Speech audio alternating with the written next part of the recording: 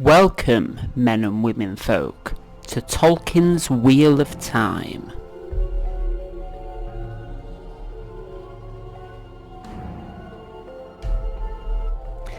Figwit shall take your cloak, sit down, relax, and enjoy.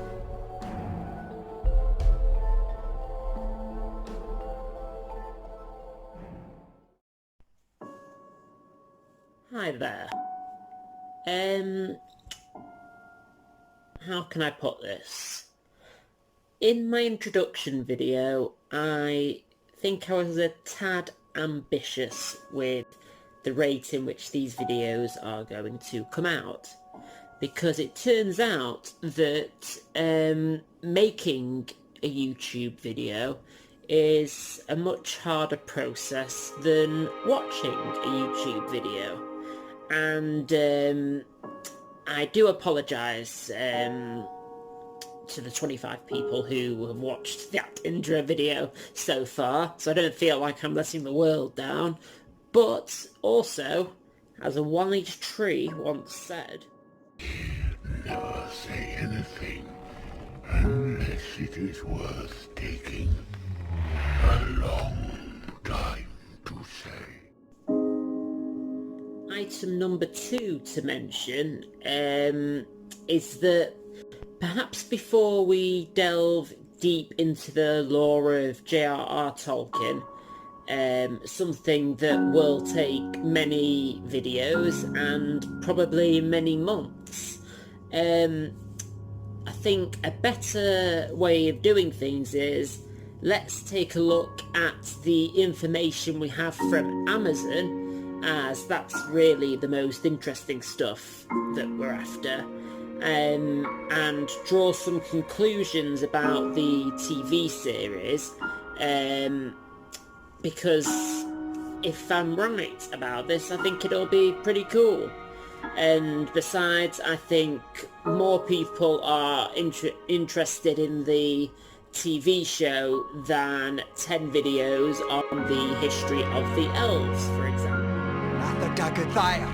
However, I do still intend to make those videos on the history of the elves. We have trusted you this far, you have not led us astray. Forgive me. I was wrong to despair. And other such geeky stuff. Geeky stuff will be coming, but not quite yet. So, to be clear, Amazon have spent nearly $250 million to purchase off the Tolkien estate 5 series, with extraordinary detail, really. The series can take place 3,441 years before The Lord of the Rings. This is rather interesting, as if we, say, divide up the Tolkien saga into 4 stages, creation, the first age, the second age, and the third age, I think we can infer some pretty interesting stuff. We can, unfortunately, wave goodbye to the creation myth and anything to do with the first age, as it's just too long ago to fit in the present contract, which leaves us with the second age and the third age all the way up until The Hobbit and The Lord of the Rings, which is the end of the third age.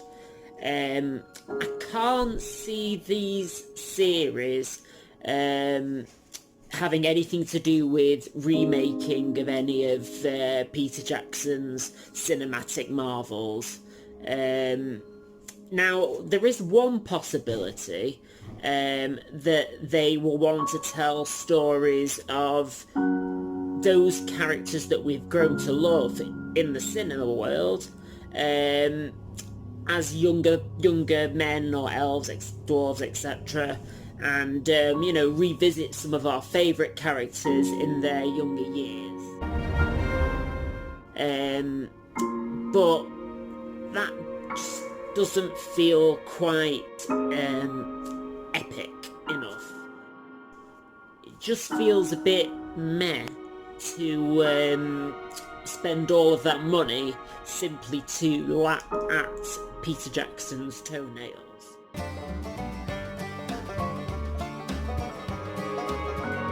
No, I think we've seen the end of the Third Age on the big screen, and I think 5 seasons is, you know, it's a long project, and I think we're gonna be looking at the Second Age, and possibly the Second Age from start to finish. So that puts me in a bit of a strange dilemma. Do I carry on making, you know, videos slowly building up to, you know, a complete telling of the entire saga, or do we just explore the Second Age as soon as possible? My answer to this is both. So what's gonna follow next is I'm going to tell a very much shortened down version of the creation story, and also rush through the First Age so that we can start doing fun videos like theories about the TV series, and, you know, tell the story of the Second Age as soon as possible, and where I think they'll go with the Amazon series. Now, I do intend to make many videos exploring in depth everything from the beginning of creation until, you know, the end of Lord of the Rings.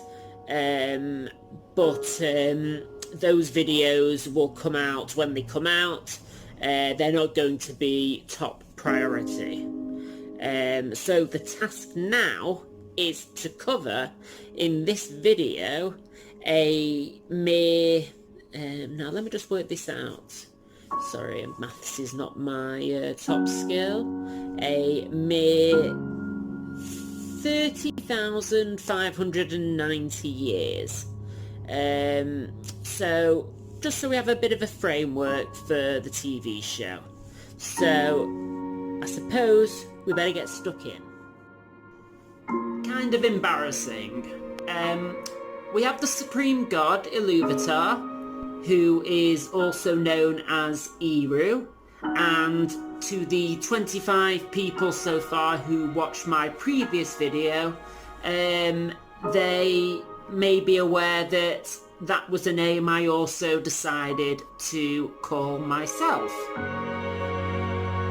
I thought it could be fun, as Eru was the creator of all things, and I was the creator of the videos. But it feels, you could say, a little strange, calling myself a god over and over and over again, as I promise you, even I'm not that much of a megalomaniac, and Eru does come up a fair bit in the following video. So I have decided to change my role to, don't need to give it a name, just the humble narrator. And Eru, or Iluvatar as he is more commonly called, can be maybe played by someone else. Let's face it, ladies and gentlemen, there is only one man with the gravitas to play the creator of all things, the original god of gods. And that man is, of course,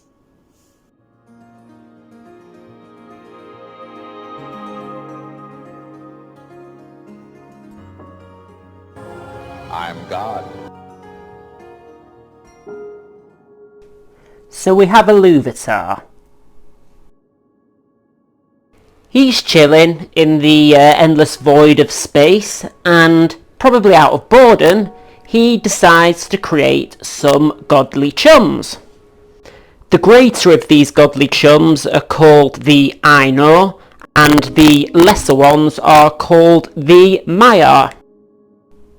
Ilúvatar goes on to teach the Ainur song and music, clearly with the intent of creating a great work, an orchestral masterpiece within the emptiness of the cosmic void. Hair been cut, still me. Okay, now, I could make many videos, and in fact will probably make many videos, on this one aspect of the Tolkien mythos, because this is what I find really interesting about Tolkien's work. It's so realistic to genuine mythology. I mean, we have an all-powerful god who creates many other gods of greater and lesser strength, but all a part of a plan. So they are the children of Ilúvatar and will always be in some way subservient to him. Now, what is true is that depending on the power of these gods, they have more free will the more powerful that they are, and more ability to change things according to their liking. So this means that Melkor, who, let's face it, we already know is going to be causing some trouble later, he's the most powerful of all the Ainur, so he has the most the greatest ability to use free will and to shape things to his liking, which we will see happening in the future. Now, this is really interesting because it's a combination of monotheism and polytheism. I'm going to be making some videos on this. What's really interesting is Tolkien, through his studies, he was a Christian, so there's definitely a Christian element to his work. The idea of this one god that is greater than all the other gods, who made all the other gods. He's basically, you know, the man. So it's a monotheistic culture in that respect. However, it's also a polytheistic culture because he was very interested in Viking mythology and Greek mythology, which we can see coming into play here. So we've got a very interesting mix of monotheism and polytheism, which this makes the creation story so interesting. And I could go on all day about this, but that will come with other videos. So, all we need to know now is that we have Ilúvatar, and he has created and gathered together these Ainur and Maiar within the endless void in order to create a great music, a harmony between all that take part, leading to a great work. Now, some are greater players, some are lesser, but all are necessary. The great music begins.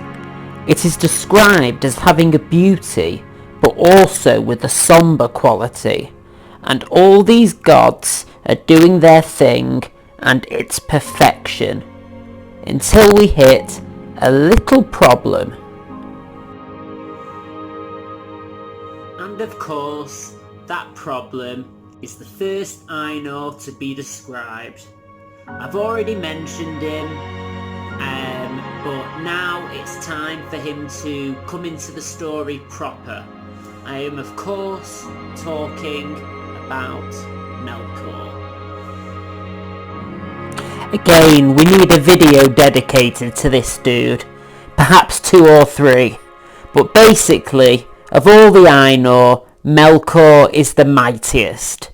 He is the most gifted of Ilúvatar's creations, and the key player in this great musical work. Now Melkor has quite the ego problem, and decides that he can create his own music that differs from the great harmony, and therefore clashes with the great work. Kind of like a spoilt teen, in a violent punk rock kind of way. He tries to take over the music in a brash, kind of angry way. And I suppose, because he's a bit of a rebel, and a bit, say, anti-establishment, and sexy, and, chicks dig that, and, other people dig that. So, a fair portion of the Maya, which remember are the lesser gods, not even gods really, they're kind of spirits, but I wouldn't call them gods. The Ainur are gods, the Maya are spirits, but anyway, a lot of the Maya begin to blend in with his music instead of the rest of the Ainur. However, the folly of Melkor is that he was created by Ilúvatar, and he is a part of Ilúvatar, and so despite Melkor's best efforts at disruption and creating his own music, his music is effortlessly blended in with the main harmony, becoming a part of it.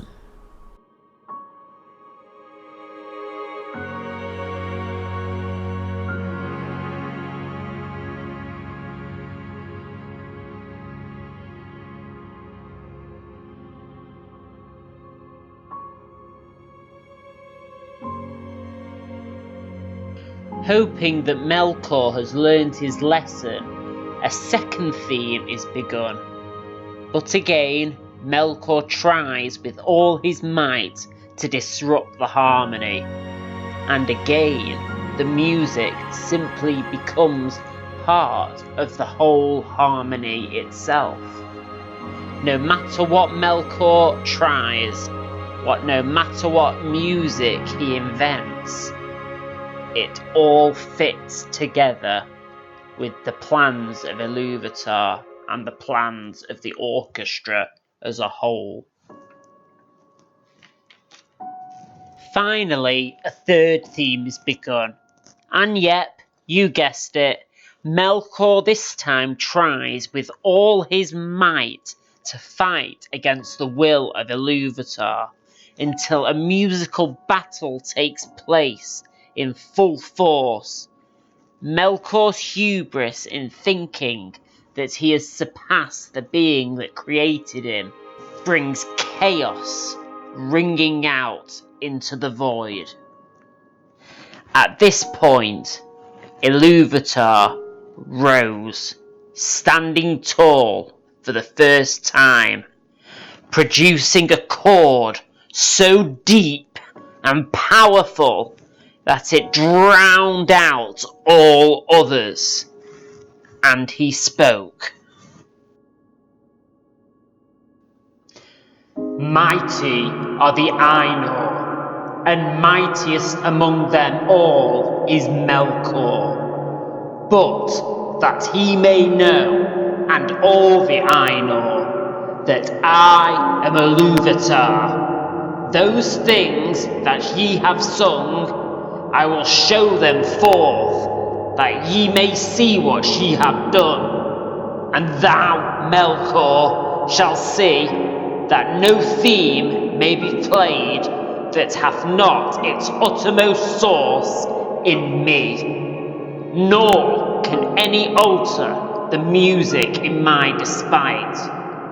For he that attempteth this shall prove but mine instrument in the devising of things more wonderful, which he himself hath not imagined. So Melkor's given a right old telling off in front of all his mates, in front of all the Ainur and all the Maya, and a secret anger starts to grow within him. So basically, all the gods, having at this point only existed in an endless void, are now given a vision of a world, a physical world. This world being the three great musics made manifest. Now again, there is much to explore in this creation story on crack, but being so pushed for time currently, we'd better start bringing in more important matters. But I just want to emphasise the point that there's three great musics and three great ages that we're told about, so, you know, maybe there's something in that. Who knows? Just an idea. But got to get on to something far more interesting, and that is the children of Iluvatar. Hang on a minute. I thought Iluvatar already came. I thought he already had children. Are we going so fast that we've already reached the second coming? This is getting rather confusing, so let me clear up the sticky mess of innuendos. The Ainur and the Maya are an extension of Iluvatar, giving them their godly powers. They have free will to an extent, some more than others, but only as a player had free will within the great music as it was played. They always fall within the great orchestra in the end. They have their story already written, if you like. These children of Iluvatar, however, are actual children to be born not of Iluvatar, but of the material world once it's in existence, with the ability of true free will within that material world. Existing within the vision at the moment, because remember, there's no world yet, it's just a vision at the moment. But even so, they are looked upon with great interest by the Ainur and the Maya, and they are given names. They are called the Eldar and the Edain. We're now talking about elves and men. Now, just quickly, there are a few more things that happen during this vision. Melkor naturally feels like he should have dominion over these children, but he keeps that private for the time being. And the next greatest character of the Ainur that we are introduced to is a character called Ulmo.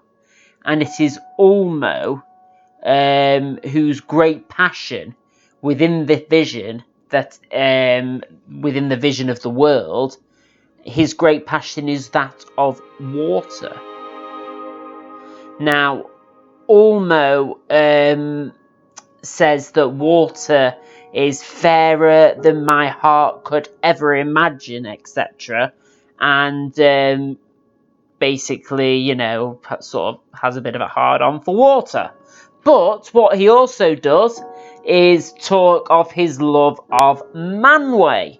Now, Manwë is the third of the Ainur to be given name, and Manwë, who is actually the brother of Melkor and the second greatest in power, Ulmo probably being the third, but Manwë's definitely the second greatest. his greatest passion within the world is that of the winds. So Bar Melkor, he's the greatest, and he is definitely the wisest of all the Ainur. So much has happened, and yet nothing has actually happened yet.